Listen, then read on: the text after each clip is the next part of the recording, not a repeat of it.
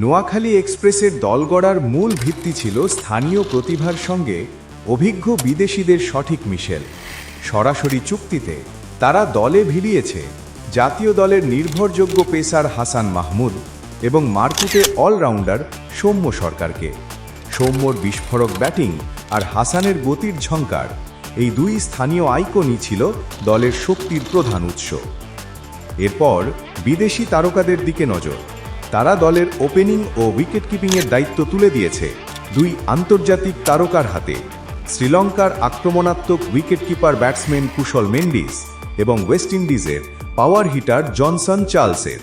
এই দুই বিধ্বংসী ব্যাটারের উপস্থিতি টপ অর্ডারে যে কোনো বোলিং আক্রমণের জন্য বিপদ ঘণ্টা বাজিয়ে দিয়েছে। নিলামের যুদ্ধ ও ভারসাম্য। 30শে নভেম্বর নিলামের দিন দলটি ছিল খুবই সতর্ক ও কৌশলগত।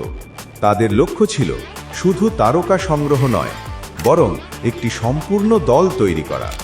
তারা মধ্যম সারির দেশি ক্রিকেটার যেমন জাকের আলী অনিক এবং মাহিদুল ইসলাম অঙ্কনকে ন্যূনতম মূল্যে দলে ভিড়িয়ে ব্যাটিংয়ের গভীরতা বাড়িয়েছে।